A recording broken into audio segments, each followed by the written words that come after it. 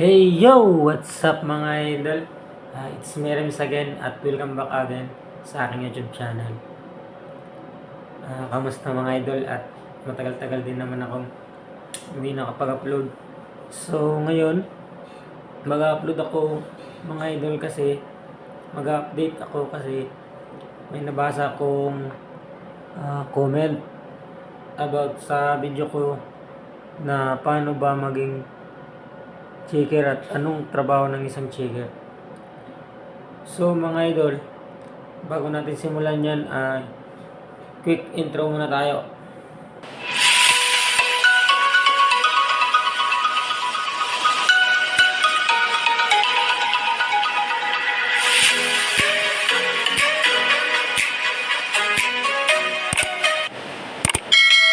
Hey, I'm back. It's Rems again at welcome back again sa aking YouTube channel.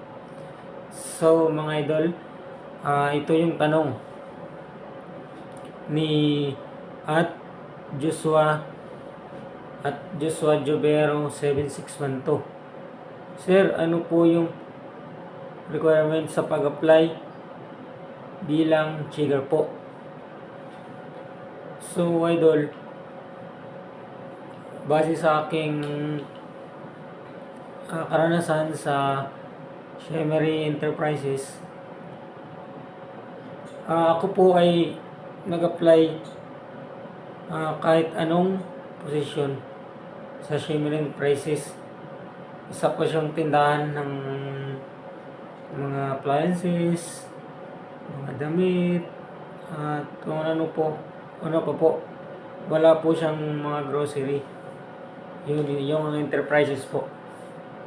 So, nung natanggap po ako, ang pinasok ko lang po na requirements ay police clearance lang po yun. Tsaka barangay clearance, yun lang po yung hinanap nila. So, nung nag-start na po ako, nilagay nila ako bilang isang bagger.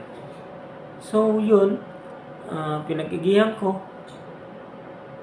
Ginawa ko yung best ko bilang bagger, yung tawag ng bagger, yung tagalagay sa karton ng mga pinamili, tagalagay sa plastic, basta siya po yung tagabalot, yung bagger.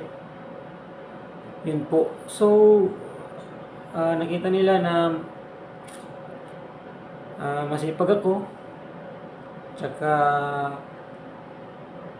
alam nila na mahal ko yung trabaho ko at pinag-iigihan ko. So nakakita nila ako ng potential bilang maging isang checker. So kasi kabisado ko na din yung mga item kasi sa amin dumadaan ng cashier at ng bagger. So ako yung napili nila bilang maging isang checker. So, ang requirements ko lang po para maging isang checker ay yung po yung kinabisado ko yung mga item. Yun lang po yung requirements ko. Base po sa experience ko. Kinabisado ko lang po yung mga item. Tsaka, nung nag-start na po ako, madali na lang kasi kabisado ko na yung mga item. So, yun po yung requirements bilang isang checker. Kabisaduhin mo po yung item at marunong ka nang mag-check niyan. Yun lang po, base sa experience ko. So, hindi naman po ako kagalingan pagdating sa trabaho. Siyempre, humble tayo palagi. So, yun lang po.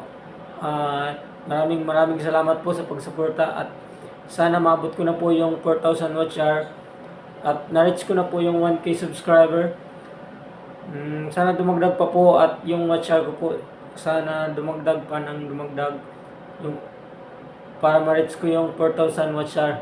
So, maraming salamat po. At hanggang dito na lang yung aking video. Hanggang sa muli mga idol. Salamat.